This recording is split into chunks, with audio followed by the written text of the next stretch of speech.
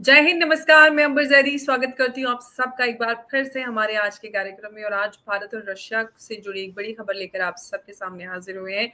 Russia Bharat से 1 billion skilled workforce लेने की बात कर रहे हैं और भारत से उनको स्किल्ड वर्कर्स चाहिए अपनी मिलिट्री जो इंडस्ट्रियल कॉम्प्लेक्स है उसको स्ट्रेंथन करने के लिए। और हम सब जानते हैं कि इस साल के अंत में president of Russia Vladimir Putin Bharat दौरे पर आने वाले हैं। साथ ही साथ जो भारत और रशिया के पेमेंट सिस्टम है, डिजिटल पेमेंट सिस्टम है, उसको लेकर भी आगे बातचीत कुछ हो सकती है। इस पे बात करेंगे और हमारे साथ मौजूद है बात करने के लिए उमेश जी। बहुत बहुत स्वागत है आपका उमेश जी। जय हिंद, नमस्कार। जय सिया राम अंबर जी। जय सिया राम। उमेश जी, बड़ा अपडेट है, बड़ी खबर है कि रशिया को भारत से 1 मिलियन स्किल्ड वर्कफोर्स चाहिए अपनी मिलिट्री इंडस्ट्रियल कॉम्प्लेक्स को स्ट्रेंथन करने के लिए। किस तरह से आप देख रहे हैं इस अपडेट को? देखिए अंबर जी, अभी आपको मालूम है कि भारत की जो स्किल्ड वर्कफोर्स है उसकी मांग जो रशिया कर रहा है 10 लाख की मांग कर रहा है अभी। और ये 10 लाख जो है कोई छोटा मोटा नंबर नहीं है। और ये दर्शाता है कि रशिया के अंदर there is a lack of skilled workforce in the Russian military industrial complex. क्योंकि वहां पे जो यंग लोग हैं उनको भेज दिया है वॉर पे। और ऐसे हैं कि बहुत सारे जो यंगस्टर्स हैं वो मिलिट्री इंडस्ट्रियल कॉम्प्लेक्स में काम भी नहीं करना चाहते, क्योंकि उन्हें डर है कि अगर उधर उन्होंने काम करना चालू कर दिया तो उन्हें भी वॉर जोन पे भेजा जा सकता है।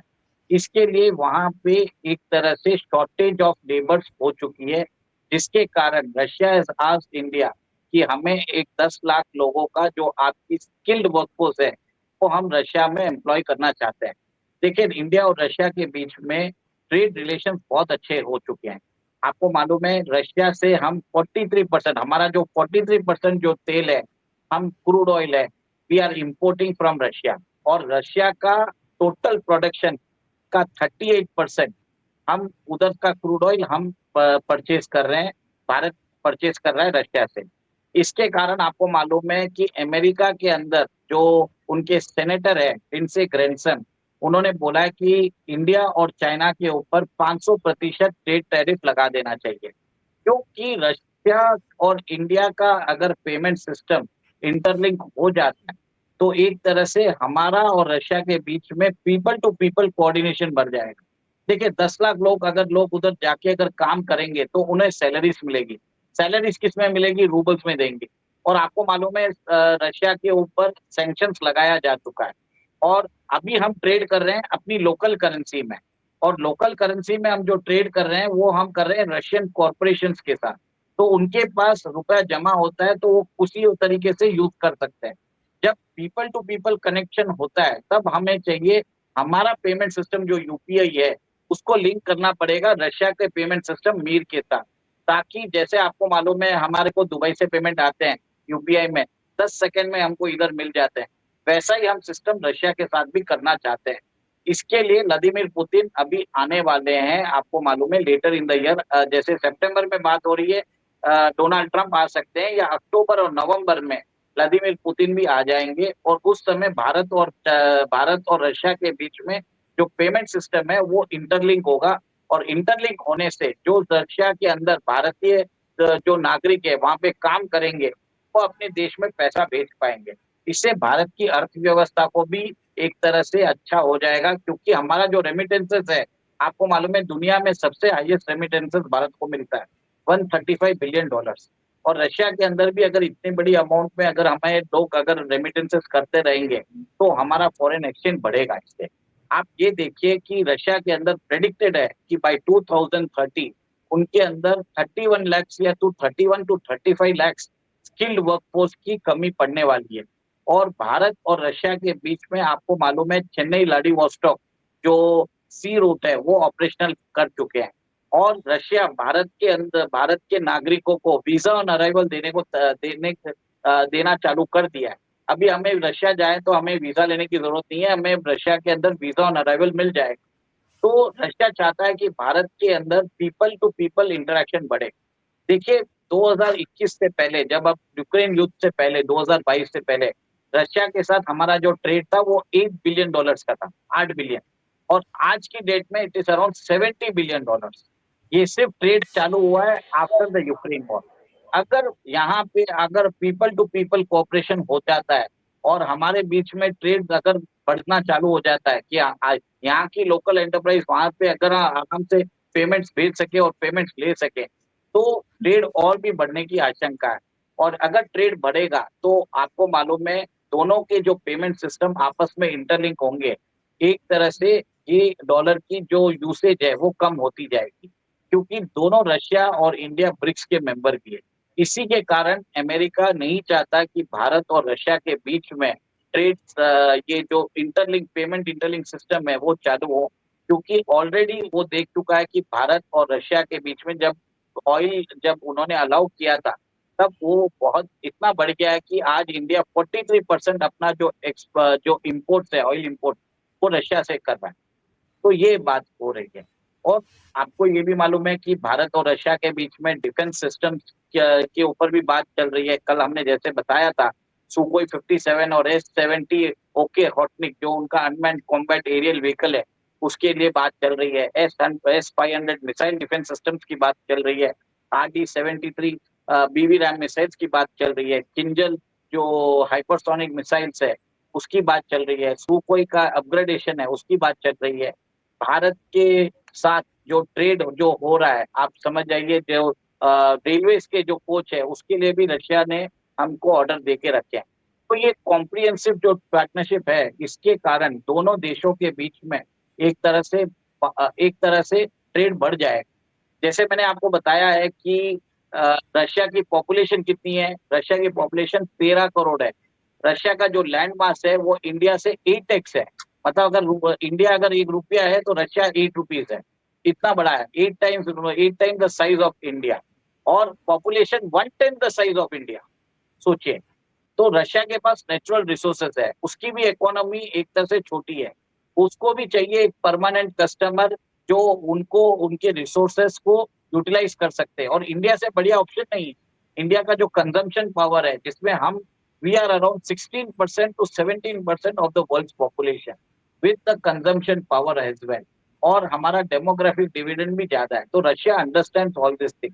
इसके कारण भारत और रशिया के बीच में trade cooperation, people to people cooperation बढ़ने वाला है।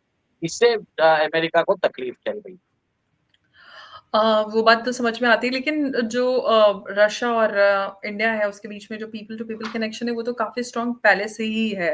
लेकिन अब जबकि 10 lakh skilled work force Bharat से चाहिए रशिया को, उसके बाद हम और कुछ क्या देख सकते हैं? क्योंकि हमने रशिया की तरफ से ये भी देखा है कि चाहे भारतीय फ़िल्म्स हो, सिनेमा, एंटरटेनमेंट, उसमें भी काफ़ी इंटरेस्ट रहता है रशियंस का। साथ ही साथ जो डिफेंस कॉर्पोरेशन है इंडिया और रशिया का, वो तो एक है ही। तो ऐसे में जो रशिया और इंडिया की ये कॉर्पोरेशन है, काफ़ी ट्रस्टेड और टाइम टेस्टेड इसको कहा जाता है, माना जाता है। तो ऐसे में आने वाले समय में हम किस तरह से और इसको आगे देख सकते हैं? देखिए, आने वाले समय में हम ये देखेंगे कि रशिया के साथ हमारा जो कोऑपरेशन बढ़ने वाला है, क्योंकि वी आर नेचुरल पार्टनर्स। और हुँ, 1971 में भी रशिया ने भारत को हेल्प किया था, जब अमेरिका अपना 7th फ्लीट भेजने वाला था हुँ, पाकिस्तान के सपोर्ट के लिए। और रशियन वेपनरी ने अपना जलवा दिखा दिया है, भले ही वो ब्रह्मोस हो या सुकोई 30 हो। ऑपरेशन सिंदूर में हमने देख लिया है।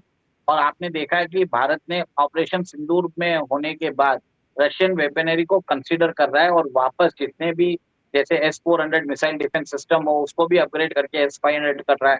सुकोई 30 को अपग्रेड करता जा रहा है। हम अपने 5th जनरेशन फाइटर एयरक्राफ्ट के लिए सुकोई 57 को कंसीडर कर रहे हैं। रशिया की हम किंजल हाइपरसोनिक मिसाइल लेने की बात कर रहे हैं। हम वहाँ की जो RD-37 है, जो उनकी BVR मिसाइल है, 400 किलोमीटर प्रेसिशन रेंज है, हुँ। उसको लेने की बात कर रहे हैं। ब्रह्मोस की नेक्स्ट जनरेशन मिसाइल्स है, वो भी हम एक तरह से डेवलप करने की कोशिश कर रहे हैं। आपको मालूम है कि कल ही जैसे अपने प्रोजेक्ट विष्णु के तहत हमने लॉन्ग रेंज जो extra territorial long range hypersonic cruise missile की टेस्टिंग की थी, जिसकी मार्क स्पीड है 8 और जिसकी पेलोड कैपेसिटी अराउंड 1000 kgs है, और वो 1500 किलोमीटर दूर जाके मार कर सकता है। ये सब जो टेक्नोलॉजी है, हमको बेस टेक्नोलॉजी रशिया से मिली है। आज हमें मालूम है collaboration with Russia is in the best interest of India. और पीपल टू पीपल कोऑपरेशन हो जाता है तो आप सोचे सोने पे सुहागा है। आज इंडिया और अमेरिका के बीच में इतने डिफरेंसेस है, पर फिर भी हम लोग एक तरह से अमेरिका के ऊपर सिंपैथेटिक क्यों है? क्योंकि क्योंकि इंडिया के क्योंकि Indians constitute 1.5% of the population of America. इतना आप सोच लीजिए, इतने लोग उधर निवास करते हैं। तो सिमिलर मेरा ये मानना है कि आगे जाके भारत के अगर लोग उधर जाके रहते हैं, ट्रेड टाइज बढ़ता है। इवन चाइना में देख लीजिए ना, चाइना में भी जाके कितने इंडियंस रहते हैं, क्योंकि क्यों रह रहे हैं? ट्रेड के लिए तो रह रहे हैं। और अभी आप सोच लीजिए कि मिडिल ईस्ट में क्यों रह रहे हैं? मिडिल ईस्ट में भी हमारे स्किल्ड प्रोफेशनल्स उधर जाके काम कर रहे हैं और वहां से पैसा भेज रहे हैं। और यही चीज अगर हम रशिया के अंदर कर लें तो कितनी सारी रशियन चीजें हम भारत में लेके आ सकते हैं। ट्रेड बढ़ेगा, पीपल टू पीपल टाइम्स में क्या होगा कि रशियन जो है, जो अभी सीधा सिर्फ गोवा आते हैं, वो दूसरा को कहीं पे दूसरी जगह जाते भी नहीं है, वो दूसरी जगह भी आना चालू करेंगे। हम रशिया में जाएंगे तो हम भी रशियन कल्चर को देख पाएंगे। रशियन जो स्पेशलिटीज है, उनकी जो चीजें हैं, हमको नहीं मालूम है बहुत कुछ। रशिया बहुत बड़ा कंट्री है, आप सोच लीजिए 7 times the size of India. तो इसको कोई मजाक नहीं है। तो रशिया इज अनएक्सप्लोर्ड हमारे को। तो मेरा ये मानना है कि बहुत अच्छी पार्टनरशिप पॉसिबिलिटी है इन फ्यूचर। लेकिन इस साल के अंत में प्रेसिडेंट पुतिन आने वाले हैं भारत, उस सब में जो भारत और रशिया के पेमेंट सिस्टम है उसकी भी बात हो रही है, और क्या कुछ हम उनकी विजिट में हम एक्सपेक्ट कर सकते हैं? देखिए, बातचीत तो मेन चीज तो ट्रेड रहेगा, डिफेंस रहेगा, फिर बाद में हम ये पेमेंट सिस्टम की इंटरलिंकिंग की बात होगी, पीपल टू पीपल एक्सचेंजेस की बात होगी, रशिया के अंदर इंडियन इन्वेस्टमेंट्स भी आने की बात होगी, चेन्नई व्लादिवोस्टॉक जो सी रूट है उसको भी डेवलप करना है। और आर्कटिक जो आपको मालूम है एक तरह से पहले अननेविगेटेबल होता था, तो अभी नेविगेशन के लिए खुल रहा है, क्योंकि रशिया वहां पे आइस ब्रेकर्स एम्प्लॉय करता है, जिससे कारण नेविगेशन हो सके। तो आप ये देखेंगे कि भारत के बहुत सारे जो स्किल्ड वर्कफोर्स है, वो रशियन आर्टिक में भी काम कर सकते हैं, क्योंकि वहां पे रशिया के पास लोग नहीं है, उनका लैंड मास बहुत बड़ा है, वहां पे लोग नहीं है। और चाइना इस जानता है, और चाइना इसके लिए व्लादिवोस्टॉक को रशिया का भाग भी नहीं मानता। चाइना बोलता है कि जो व्लादिवोस्टॉक है वो चाइनीज टेरिटरी है। तो रशिया जानता है, इसके लिए वो चाइनीज को नहीं बुला रहा, वो इसके लिए इंडियंस को बुला रहा। ओके, तो अब देखते हैं कि और क्या कुछ इसमें अपडेट्स आते हैं, और क्या हम आने वाले समय में जब प्रेसिडेंट पुतिन भारत आएँगे और क्या कुछ अपडेट इसमें मिल सकते हैं। फिलहाल रशिया ने भारत से 1 मिलियन यानी कि 10 लाख स्किल्ड वर्कफोर्स की डिमांड की है अपनी मिलिट्री इंडस्ट्रियल कॉम्प्लेक्स को स्ट्रेंथन करने के लिए। भारत और रशिया के बीच जो डिफेंस टाइज़ हैं, सिक्योरिटी कोऑपरेशन है, वो काफ़ी स्ट्रॉन्ग है, और अब इस कदम के बाद हम इसमें और कितनी मजबूती देखेंगे। साथ ही साथ जो प्रेसिडेंट पुतिन की विज़िट है भारत, उस सब से भी काफ़ी कुछ और अपडेट्स सामने आएँगे।